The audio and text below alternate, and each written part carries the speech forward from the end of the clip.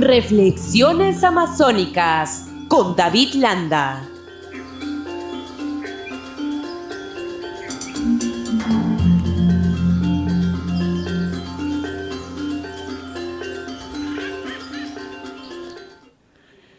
Y como es habitual, le damos la bienvenida al ingeniero David Landa, él es ecologista, integrante del colectivo Moyobamba 500.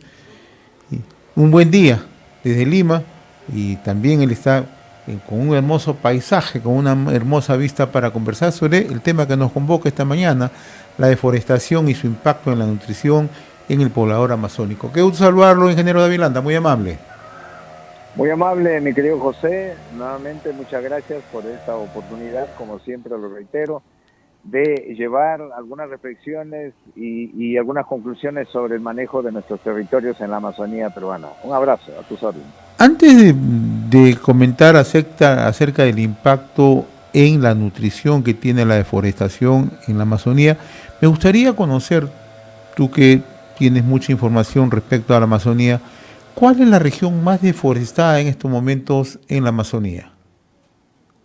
En realidad, el territorio que tiene el mayor impacto de deforestación son dos territorios que más o menos compiten, por decirlo de alguna manera, son el departamento de Ucayali, pero sobre todo el departamento de San Martín, ¿no? El departamento de San Martín, cuando se construye la marginal, esta carretera marginal a la selva, va a cruzar de norte a sur, desde el Alto Mayo hasta Tocache, va a atravesar toda la región longitudinalmente, por el eje primero de la cuenca del río Mayo y luego agarra la cuenca del Huallaga y va al Bajo Huallaga. En esas, digamos, riberas de estas dos cuencas importantísimas de acá del departamento de San Martín, es que se instalan toda la migración desenfrenada, desordenada, que propició la apertura de esta conectividad vial por ahí. Entonces, los impactos son impresionantes, que hoy día tenemos más o menos un 40% del territorio afectado por deforestación, ¿no? Tenemos algo de 2 millones de hectáreas en esa afección, mi querido José. ¿Dónde está la mayor afectación? En la biodiversidad, naturalmente, pero ¿en qué especies? Bueno, la afectación es en general. Cuando uno establece un régimen de deforestación, va uno a quitar la cobertura forestal. No estamos solamente hablando digamos, de flora, Claro. sino de todos los componentes que tiene el bosque, que son ecosistemas muy complejos, desde insectos de los más variados hasta ya pues a nivel mamíferos mayores, aves y todos que se afecta, y que no se van a recuperar así uno reforeste la zona en sus estados primigenios, ni medianos siquiera. Los estudios científicos demuestran que se recuperan los componentes y los contenidos de estos ecosistemas más o menos en un 10% en el mejor de los casos. O sea, tienes un 90% de pérdida de biodiversidad terrestre y acuática impactado de una manera salvaje, ¿no? Y eso afecta absolutamente todo, ¿no? Todo.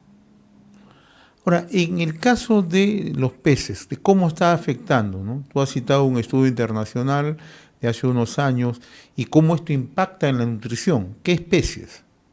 Bueno, estamos hablando de la afectación cuando hablamos de San Martín, para graficar en el ¿Ya? territorio de San Martín, que serviría para de alguna manera ilustrar el tema de los impactos de la deforestación. Estás hablando del río Mayo, la cuenca del Mayo, que sería una cuenca media y una cuenca alta de ese río, que va a discurrir hacia el llano amazónico. Entonces, los ríos son como vías de comunicación acuática. Entonces ahí los ecosistemas acuáticos son variadísimos y muy sensibles desde el punto de vista biológico a los cambios que pueden recibir, tanto por los volúmenes de hídricos que se pueden incrementar o disminuir, como por la turbidez que pueden llevar estas, digamos, a composición hídrica, o como la ausencia misma de aquello, ¿verdad? Entonces, todo ello, o el cambio de temperatura por el aumento de caudal o la disminución de caudal, etcétera. Entonces, la deforestación va a afectarnos a todo ese ecosistema, a todos los recursos que tenemos ahí geológicos, a los peces, y eso ha ido ocurriendo. Y eso afecta primigeniamente digamos, y culturalmente al habitante amazónico, al que está acostumbrado desde la cuenca media hasta la cuenca baja en el llano amazónico a vivir, a proveerse de sus nutrientes proteicos, qué sé yo, y de toda índole de los peces, ¿no? Para explicarlo de alguna manera y mostrar cómo es que la actividad de esta dinámica biológica en los ecosistemas acuáticos influye hasta en la cultura. Cuando hay las lluvias, viene el periodo de lluvias en la Amazonía, entonces se va a producir lo que llamamos las crecientes, ¿no? Las aguas van subiendo y en el llano amazónico se producen inmensas inundaciones.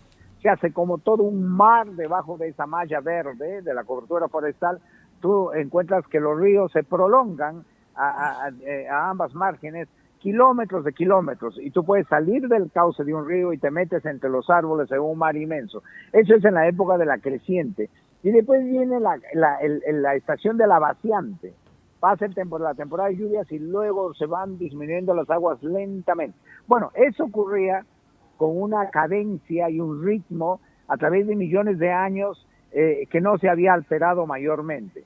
A consecuencia de la deforestación, para que se entienda, y al quitar la cobertura forestal al territorio, al suelo, entonces la creciente, las lluvias, cuando caen, no van lentamente, ¿no?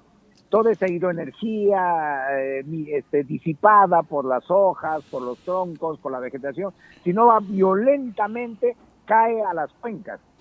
Entonces, eso que era muy lento, las crecientes y las vaciantes en el tiempo, ahora son crecientes vaciantes, crecientes vaciantes.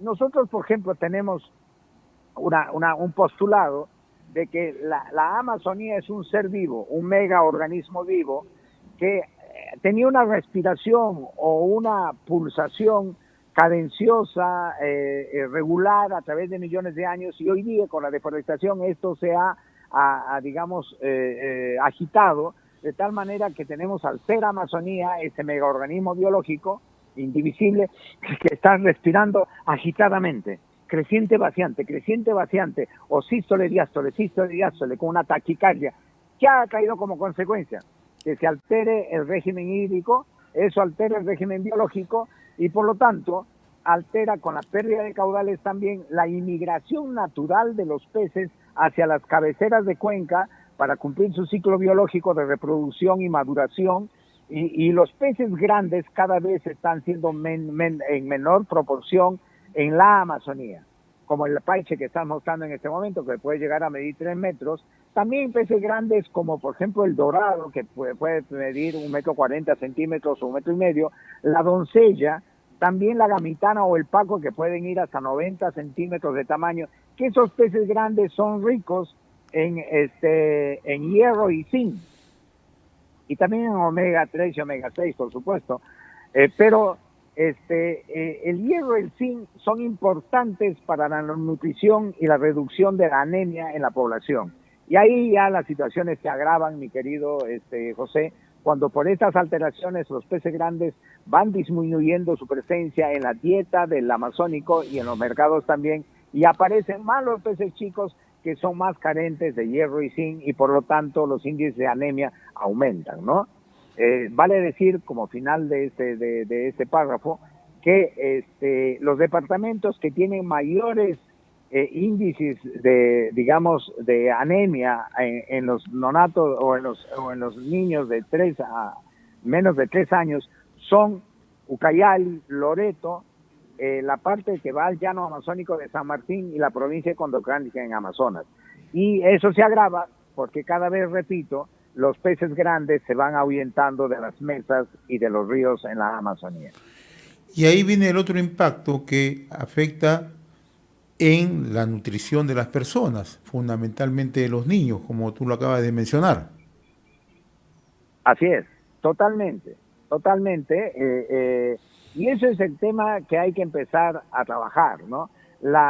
Esta intervención desordenada del territorio, sin una presencia orientadora, reguladora del Estado, nos está trayendo como consecuencia digamos, estas emergencias ahorita, estas eventualidades de que aumente la desnutrición infantil en la Amazonía, que aumente los índices de anemia y vayamos a tener pues dificultades para tener una población nutrida, una población capaz de asimilar conocimientos, una población que pueda estar implementado mentalmente para gestionar mejor su territorio, ¿no? Ahora, ¿de qué manera se puede ir estableciendo mecanismos, un trabajo más directo para evitar esta deforestación y esta afectación, ¿no? Conociendo sobre todo aquellas poblaciones que dependen y su etapa nutricional está muy dependiente de lo que se suministra en el día a día, ¿no? Y sobre todo la cuenca es parte de su suministro. Mira, qué interesante, ¿no? Lo que tú mencionas, que la población que ha estado acostumbrada a a proveerse de su fuente de nutrición de los ríos. Fíjate que es interesante, esta inmigración de peces a las cabeceras de la cuenca, como el caso del Zúngaro, que baja desde las cabeceras de la cuenca amazónica, baja hasta el Atlántico, y luego a lograr su madurez, y luego para desovar sube nuevamente miles de kilómetros, ha dado como consecuencia un rasgo cultural amazónico, lo llamamos acá el mijano. O sea, el fenómeno biológico le llamamos mijano, la subida de peces a las cabeceras de cuenca, que vienen por millones de millones, y venían antes profusamente. Hoy eso ha disminuido por la deforestación y la pérdida de caudal que tenemos en las cuencas. Y eso desarrolló mira qué bonito que estás mostrando una imagen ahí, que incluso se pinta ahí el mijaneo, ¿no? Está como una pintura cuando los niños, la población veían que los peces suben a las cabeceras, y muestras ahí una imagen, un dibujo también, cómo es que la población se iba hacia los ríos a recoger los peces, porque era cosechar, no había que tirar anzuelo, había que tirar malla, canasta, y los peces salían disparados también a tierra, y había que acopiarlos. Y en ese acopio de toneladas de peces, el amazónico, porque venían en un estruendo impresionante, ¿no? A mí me contaba una anciana ahí en Papaplaya, en el llano amazónico sanmartinense, que era como si se abriera un hueco inmenso en la superficie y era un estruendo. ¿Cómo no haber estruendo cuando millones de peces se van golpeando unos a otros? Y ahí la población capturaba estos peces en el periodo mijaneo y luego los jalaban, los secaban y lo ponían en los terrados. Eso trajo como consecuencia el mijaneo, ya un rasgo cultural que tenía que ver con la acumulación de esa base proteica en los terrados o senos altillos que tienen en sus casas, en las buhardías, y de ahí pueden en todo el año empezar a consumir. Hay que subrayar que la energía que obtiene un amazónico en su alimentación es básicamente el plátano y la yuca, pero las proteínas las obtienen de los peces, ¿verdad? Entonces, si eso falta, la nutrición disminuye. Y ahora, para ir puntualmente a tu pregunta, ¿qué hay que hacer? Lo primero que hay que hacer, y esto se relaciona con el capítulo anterior, del sábado anterior, de las reflexiones amazónicas, que hablamos de gestión eficiente del territorio amazónico, que el Estado tenga que empezar a regular toda la ocupación del territorio. Pero el Estado, cuando digo, no el Estado limeño, el Estado central, sino los estados, los gobiernos locales y los estados regionales, y que el Estado Nacional nos transfiera competencias, inclusive para que coercitivamente nosotros impongamos criterios de ocupación del territorio en base a la zonificación ecológica y económica. Número uno. Número dos, como consecuencia, y hay estudios que se hacen al respecto, inclusive estudios doctorales en la Universidad de Cornwall,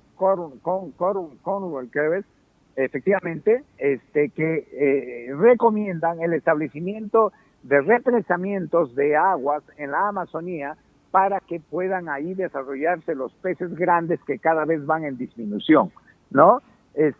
Y ahí te lleva a una conclusión en este estudio que hablan en Cornell, que relacionado a una disminución de la presencia de estos elementos biológicos de peces mayores, va en relación inversa o impacta directamente y va en relación inversa al aumento de la desnutrición en la Amazonía. Entonces recomienda el establecimiento de represamientos. Y qué cosa curiosa, que también cuando uno habla de represamientos, puede hablar de hidroeléctricas por halagamiento. Entonces están recomendando indirectamente el establecimiento de represamientos que pueden tener el uso hidroeléctrico, en lugar y de tal manera que pueden mantener, como se ha hecho en la represa de Iguazú, una vía acuática para no cortar el desplazamiento de las especies migrantes de peces, ¿no? Entonces, esto es muy importante que se haga y hay toda ahí una metodología ya desarrollada, solo que pues la atención no está puesta en la Amazonía como nosotros lo tenemos acá, me refiero desde el gobierno central. Es importante empezar a transferir más competencias desde el Ministerio de Ambiente, desde el Ministerio de Energía y Minas, desde el Ministerio de Agricultura, a los espacios, digamos, subnacionales como gobiernos regionales y gobiernos locales para hacer ese manejo, que nosotros sí sabemos hacerlo y sabemos dónde están esos estudios científicos para implementarlos, ¿no? Y cuando se presenta esta situación, ¿es posible poner en práctica el desarrollo de la piscicultura en estas zonas que están siendo afectadas? Eso es algo muy importante lo que tú mencionas. Mira, si tú vas a hacer una comparación en el tema de renta, de ingresos, en la actividad agrícola con cultivos, con frutales como son el café, por ejemplo, para establecer como elemento de comparación, con establecimiento digamos, piscigranjas. El rendimiento es impresionante. Mientras tú tienes por un kilo de café 7 soles, digamos, como media, el precio del café, que una vez llega más y otras veces está muy por abajo, tú puedes trabajar el piscigranja. Y la cosecha es una sola vez al año. En las piscigranjas tú cosechas 2 veces al año y el precio por kilo es de 14 soles en promedio. Entonces, puedes hacer gamitanas, paco, o este híbrido que se ha logrado por investigación acá en la Amazonía que se llama la pacotana, ¿no? Así es. ¿Y por qué no se hace? ¿Cuál es la razón? Se está haciendo. Nosotros en San Martín lo sabemos hacer, pero lamentablemente necesitamos un impulso mayor ahí, porque realmente por esta actividad en estos ecosistemas acuáticos, podemos traer la solución a gran parte de la nutrición, no solo de San Martín, sino de gran parte del Perú y la parte andina del Perú. Porque la pesca continental es muy importante, diferente a la pesca pues marítima, ¿no?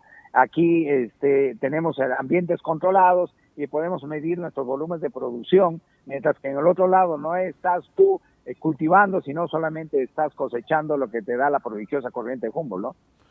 Y además, en el tema de la piscicultura, cuando se lleva bien, es rentable, ¿no? Te preguntaba ya para ir culminando, mi estimado David, que si esto obtiene mayor rentabilidad, como es la piscicultura, ¿por qué no le damos un mayor impulso? Genera empleo, genera mayores oportunidades, nuevos emprendimientos, nuevos horizontes, abre mercados, etcétera, etcétera. Mira, en realidad en San Martín sí estamos en ese camino.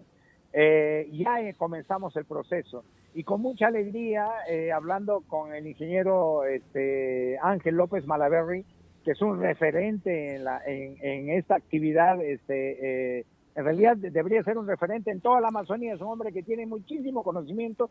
Hemos empezado a implementar y cada vez estamos más avanzando, pero no necesariamente en el cultivo y la producción de especies nativas, sino se está trabajando con la tilapia de una manera muy fuerte, también con el paco, con la pacotana, que es este híbrido que hablábamos, y también el paiche. Estamos trabajando fuertemente, digo como región, yo no tengo mucha presencia en esta actividad, pero el ingeniero Ángel López es un referente. Yo creo que, por ejemplo, él debería estar manejando, liderando algún proyecto de esta naturaleza y descargando todo su expertise en las poblaciones amazónicas que lo necesiten, en Ucayali, en Madre de Dios, en Loreto, en Amazonas por Condorcanqui, y seguramente tendríamos paliado mucho de las necesidades proteicas de nuestros niños para tener mejores hombres, para un mejor futuro para la Amazonía, ¿no?